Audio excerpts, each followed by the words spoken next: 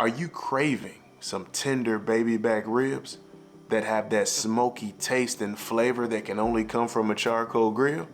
If so, you've come to the right place. Because in today's video, I'm gonna take you step by step on how to prepare some party pack baby back ribs on your Weber Kettle grill in under 2 hours. And guess what?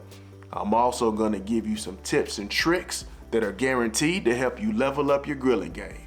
If that sounds good to you, then let's dive in. Before we get into today's video, just wanted to give a huge thank you to our channel members. Channel memberships are a great way to further support the channel, get additional perks, and access to more exclusive content. If you'd like to learn more about our channel memberships, please see the link in the description below. Before we jump into the details of these party ribs, let's talk about the 3 keys that will set us up for success. These aren't the step-by-step instructions, that's coming up, but they are the principles to keep in mind as we go along. Let's dive in. The first key to making party ribs everyone will rave about is to prep with purpose. Success starts before the grill is even lit. When you take the time to prepare your ribs properly, you're setting yourself up for a great result. This means trimming your meat as needed, seasoning with intention to build layers of flavor, and allowing your prep to make an impact. Remember, time is your best friend when it comes to barbecue, and a little extra effort in this stage pays off in big ways later. The second key is to control your grill. A well-managed grill is critical for consistent results, especially these party ribs. You want to focus on creating zones of heat and understanding how airflow affects your temperature. Grill control isn't just about keeping things steady, it's also about knowing how to adapt to changing conditions as you go. Think of your grill like a tool. The better you understand it, the better your results will be. The third and final key is knowing when to finish. Timing and finishing techniques can elevate your party ribs from good to great. Whether it's watching for specific temperature markers, recognizing the signs of perfectly tender meat, or letting the meat rest before serving, understanding when and how to finish will help you unlock a new level in your grilling game. Don't rush the process. Trust the steps, and the results will speak for themselves. With these 3 keys in mind, prep with purpose, control your grill, and know when to finish, you're well on your way to making these party ribs a success. Now let's break down the process step by step and get started. For today's grilling session, we'll be using some Lowry seasoned salt, black pepper, onion powder, garlic powder, paprika, low sodium soy sauce, and some extra virgin olive oil. It's the night before our grilling session, and we're going to get a head start on prepping our ribs for tomorrow. Remember, one of the keys for today's cook is to prep with purpose, and we want to give our seasonings ample time to do their thing to help tenderize the meat and develop the flavor profile of these party ribs. After rinsing and patting dry each slab of ribs, we're going to remove the membrane as well. You can look it over and remove any excess fat if you'd like. This excess fat won't render and can be removed without impacting the taste and flavor profile of the ribs. Now let's go ahead and cut up each slab into individual bones. I like to flip the ribs over on the bone side so that I can get a better look at the bones to see how they run. I'm going to simply cut between each bone to make sure we leave a good amount of meat on each one. Now let's rub our ribs down with some extra virgin olive oil. If you watch the channel, you know I use extra virgin olive oil quite a bit. My primary reason for using it is to help prevent our food from losing moisture during the cook. The secondary reason is that the olive oil serves as a binder, helping our seasonings adhere to the meat. We're also going to apply some low sodium soy sauce as well. Soy sauce is rich in umami, which will enhance the savory depth of the ribs, making the flavor profile more robust and satisfying. It works together with the smokiness from the grill and the sweetness of the glaze, creating a balanced, mouth-watering bite that lingers on the palate. Now let's apply our dry seasonings. I like to work my seasonings into the meat to help ensure they penetrate those muscle fibers to help start tenderizing and developing the flavor profile of the meat. Fast forward to the next day, and here we are. We're going to sit these ribs on the counter to let them come up to temperature while we get the grill ready. We're going with our standard 2 chimney starters for today's grilling session. I'll be using Kingsford Original Charcoal Briquettes. If you need some additional help with using chimney starters, I'll drop a card up above and leave a link down in the description below to a video that's dedicated to showing you how to use chimney starters. For today's grilling session, we'll be using the indirect method, which is commonly referred to as the 2-zone technique. This technique is where you separate your grill into 2 zones. Zone number 1 is where we'll place our charcoal.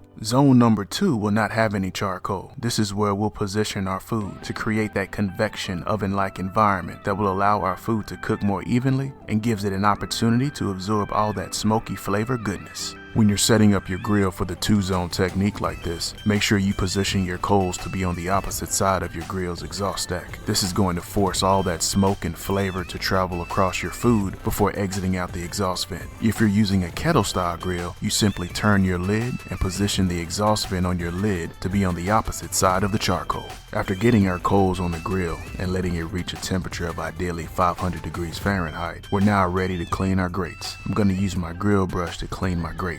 Make sure you use a quality grill brush. I'll drop a link down in the description below to some brushes I recommend. After each grate is clean, let's apply either some olive oil or non-stick cooking spray to our grill brush so that we can lubricate our grates. In order to prevent your food from sticking to the grill, here's some things to keep in mind. Number 1, make sure your grates are clean. Number 2, make sure your grates are lubricated. And number 3, make sure your grill is hot before adding your food. If you do all 3 of these steps, you should significantly reduce the chances of your food sticking to your grill grates. For today's grilling session, I'm going with my standard vent configuration. We'll set the bottom intake vents to be wide open, and we'll set the exhaust vent on the lid to be halfway. I've logged hundreds of hours over the years on this 22-inch Weber kettle and have determined this is my ideal vent configuration. If we need to make adjustments to our vents for the sake of temperature, we'll make these adjustments to the exhaust vent. If you need more help with regulating temperature on your charcoal grill, I'll drop a card here to a video for you to check out. Our grill has come back up to temperature, so let's go ahead and get our food on.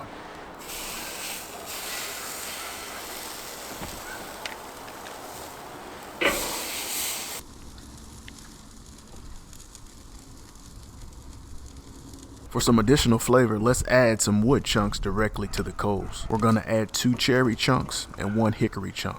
After adding our hardwood to the grill, I like to leave the lid open until the chunks burst out into flames, just to help ensure our wood burns cleanly and we generate a nice clean smoke.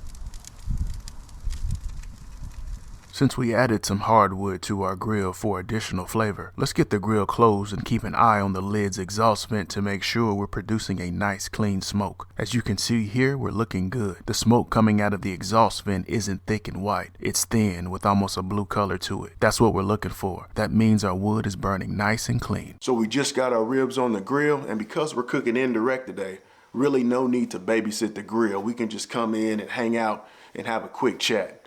So the ribs are on the grill. I took a peek at the temperature gauge.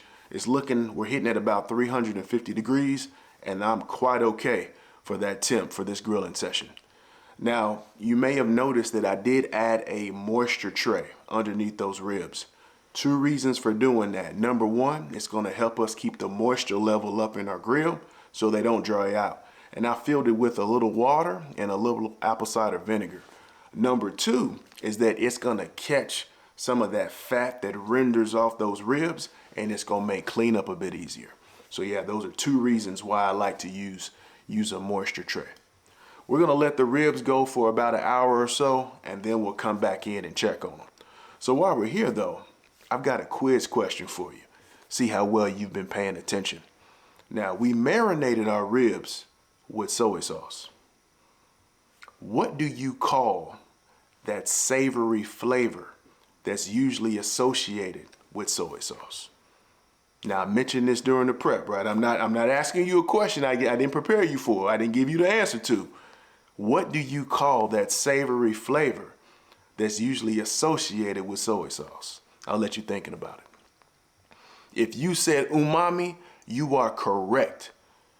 And I don't know what it is about that soy sauce and that umami flavor, but man, it does something to ribs and different cuts of meat, but especially ribs for me. It just adds another dimension and another layer to the flavor profile of ribs. So if you never tried marinating your ribs with soy sauce or adding soy sauce to your ribs, definitely give it a try and let me know what you think down in the comments below. It's been about an hour, so let's go in and check on our ribs. The ribs appear to be cooking evenly, so no need to really rotate them, but let's go ahead and get them flipped. While we're here, let's get an internal temperature on our ribs. As you can see, they're temping between 160 to 190 degrees Fahrenheit.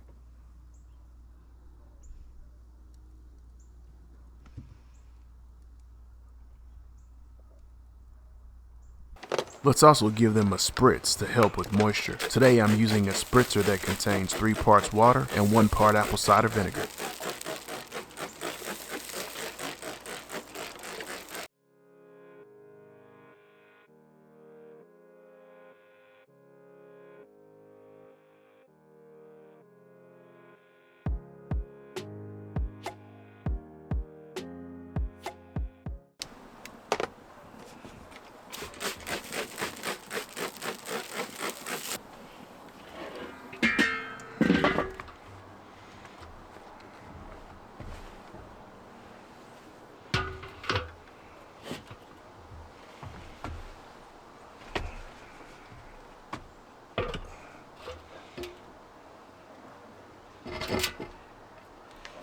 So I think we'll let them go for about 15 minutes flipped, and then we'll come back and discuss what comes next. It's been about 15 minutes since we were last here, so let's go in now and get our ribs transferred into 2 half aluminum trays.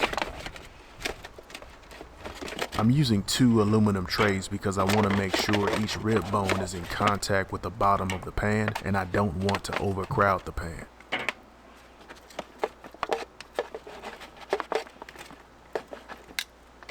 Now let's give the ribs a nice spritz once they're in the pan, just to help ensure everything stays moist. I've got 1 stick of butter that I've sliced up. Let's go ahead and get this divided evenly between the 2 pans. Now let's divide about a half of cup of brown sugar between the 2 pans. We're just going to sprinkle our sugar over the ribs.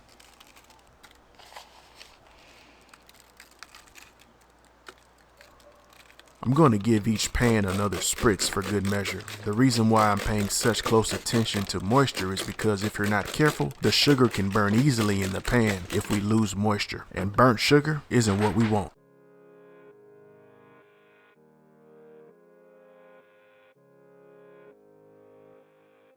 It's been about 15 minutes, and let's go in and check on our ribs. I want to baste them a bit with the glaze that's melted to make sure all our ribs are covered, and we're looking good. Let's go ahead and get them back on the grill. After getting our ribs back on the grill, I'm noticing our temperature is rising. At this point, I want to adjust and lower this grill's temperature as quickly as possible. If we cook our ribs at too high of a temperature, we can burn that brown sugar. So let's remove a few of our charcoal briquettes until we get this grill's temperature back down to somewhere between 275 to 300 degrees Fahrenheit. It's been about 30 minutes since we were last here, and these party ribs are done. Their internal temperature came back at around 205 degrees Fahrenheit. Quick tip for you, you can use a toothpick or your instant breed thermometer to verify doneness and your desired level of tenderness. Here's the total cook time and grill temperature ranges for today's grilling session. Now let's see what these party ribs are working with.